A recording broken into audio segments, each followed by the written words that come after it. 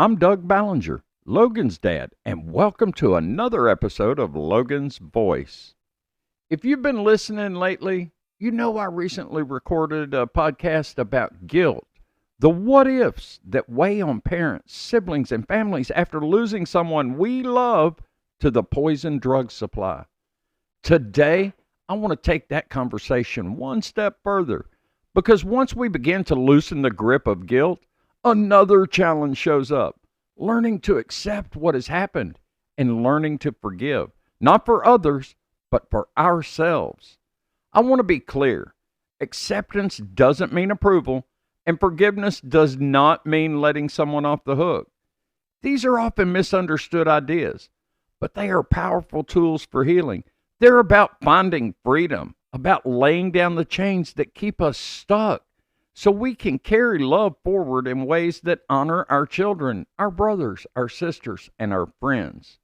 Let's walk through this together. When I say the word acceptance, many people hear it as giving up or saying it was okay, but that's not what acceptance is at all. Acceptance is simply acknowledging reality as it is. It's looking at the truth of what happened and saying, this is what is. It doesn't mean you like it. It doesn't mean you approve of it. It doesn't mean you stop fighting to change it for others. For me, acceptance looks like this. I accept that Logan's life ended because of fentanyl poisoning. That's the truth. It's a truth that breaks my heart every day. But it's reality. And because I've accepted that reality, I'm able to stand here today as Logan's voice. I can tell his story. I can warn other families. I can fight to make sure his death was not in vain. Without acceptance, we stay trapped in denial. We keep wishing, hoping, pretending it didn't happen. And denial is exhausting. Acceptance isn't about saying what happened was okay. It's about saying, this is what happened, and now I choose to keep living. I remember those first few months after Logan died, I couldn't even say the words out loud. I would choke on them. My son died. It felt impossible. I wanted to pretend it was a nightmare I would wake up from. But the moment I accepted it, not approved of it, not condoned it, but accepted it, that's when I could start to speak. That's when I became his voice. If you're listening, I invite you to take a breath. Say these words quietly to yourself. I don't have to like it. I don't have to approve of it. But I accept that this is my reality today. That simple act can be the first crack of light in a very dark room. The second piece of this is forgiveness. And I know even saying that word can stir up some emotions. We resist forgiveness because we think it means letting someone else off the hook. Maybe it's forgiving the dealer. Maybe it's forgiving the doctors who overprescribed. Maybe it's forgiving family or friends who don't understand. Or maybe it's just forgiving ourselves. But here's the truth. Forgiveness is not for others. Forgiveness is for you. Forgiveness is the decision to stop letting resentment eat away at your soul. It's not about saying what you did was okay. It's about saying, I'm not going to carry this poison inside me anymore. I struggled with forgiving myself.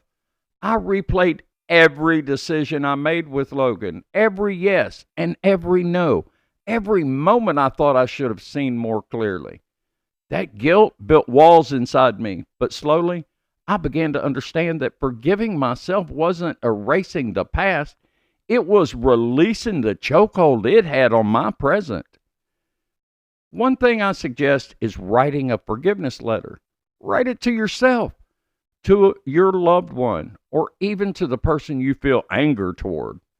Write down everything, your pain, your anger, your guilt. And then at the end, write, I release you. I forgive, not because it was okay, but because I refuse to carry this weight any longer. You don't have to send it.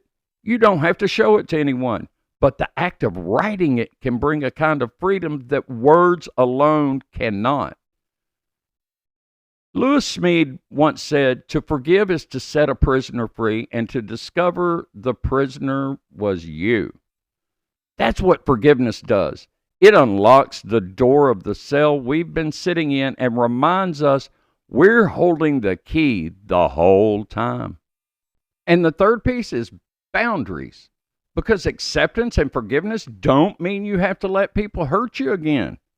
Boundaries are about protecting your present and your future.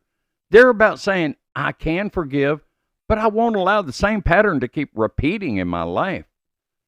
That might mean setting boundaries with certain people, family or friends who don't respect your grief or who minimize your pain. It might mean setting boundaries with your own thoughts, refusing to spend hours replaying those what ifs. It might even mean stepping back from certain environments that pull you down into despair. You might say to someone, I appreciate your concern, but I need space to grieve in my way. Or, I love you, but I can't have this conversation right now. That's not selfish, that's healthy. For me, boundaries have been essential in advocacy. This work is heavy.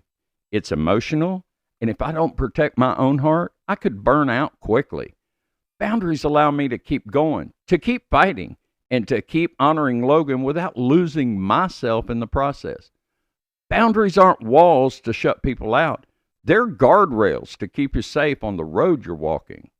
When I think about my advocacy work, my podcast, Hope Movement Coalition, Bridge the Gap, I realize that none of it would be possible without acceptance, forgiveness, and boundaries.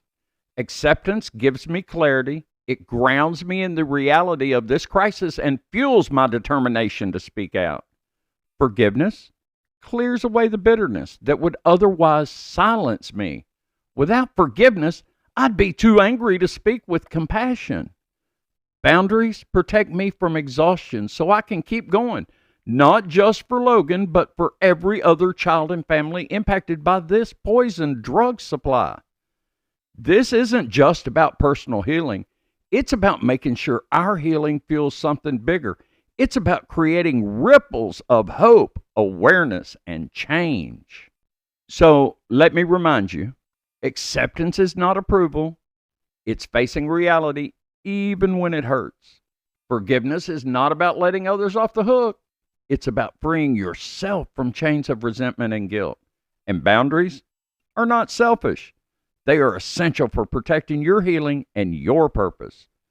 These are practical steps we can take on this grief journey. They don't erase the pain, but they help us carry it in a way that doesn't crush us. They help us transform our grief into something that gives life instead of taking it away. If this episode spoke to you, I want to invite you to subscribe to our YouTube channel. Leave a comment. Share this podcast with someone who might need to hear this message. You never know whose heart it might reach. Together we can raise awareness, stomp out stigma, and walk this road with courage and compassion. Together we are hope. I am Logan's voice. I am Logan's dad, and I will not be silent. I want to leave you with this song titled In the Light by Alana Jordan.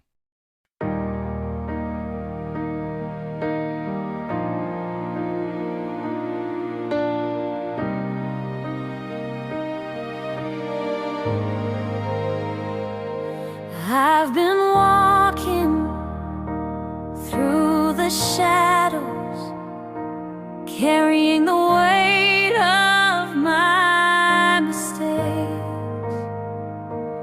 Thought I had to earn forgiveness, like a debt I had to pay. But when I opened up my heart, I heard a voice so clear and kind, saying, "Child, you don't have to hide. You are already mine." In the light, there's no shame, no fear. Every wound, every tear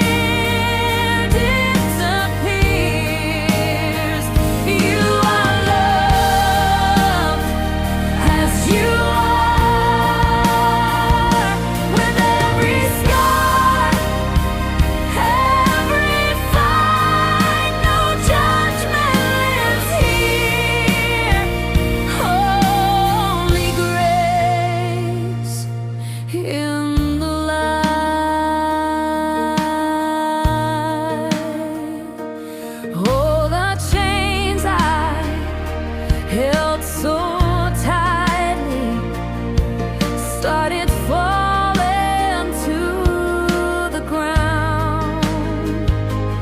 Every burden, every secret lost its power in the sound. The choir of mercy singing a song of holy release, whispering to my soul, here you are free. In the light, there's no shame, no fear.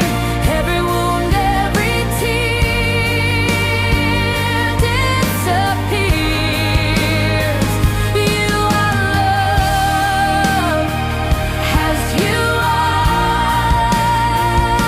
with every scar, every fight. No judgment lives here.